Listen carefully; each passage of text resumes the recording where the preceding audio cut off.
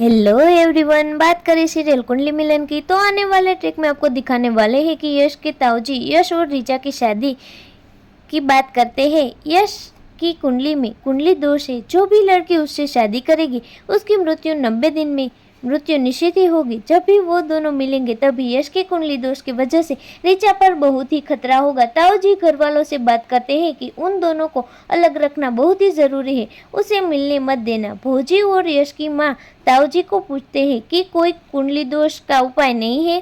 तब ताऊजी कहते हैं कि पेड़ पौधे से और पूजा करवाने से उसका कुंडली दोष नहीं मिट सकता, उसकी शादी केवल लड़की से ही करवानी होगी तो ही यश का कुंडली दोष मिट सकता है।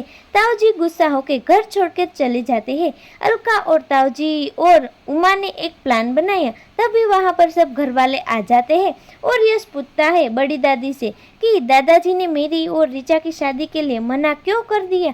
तब उमा और दादी कुछ नहीं बोलती है। तब अलका ने यश से कहा कि ताऊजी ने तुम्हारी कुंडली देखकर कहा है कि तुम्हारी और ऋचा की शादी नहीं हो सकती क्योंकि तुम्हारी कुंडली में कुंडली दोष है। तुम जिससे शादी करोगे वो सिर्फ और सिर्फ 90 दिन में तुमसे अलग हो जाएगी, इसलिए तुम्हारी शादी ऋचा से नहीं होगी क्योंकि ऋचा तुम्हारी पहली पत्नी नहीं बन सकती। फिर ताऊजी और अलका ने उमा के भाई को कहा कि ऐसी लड़की को शादी के लिए तैयार करो।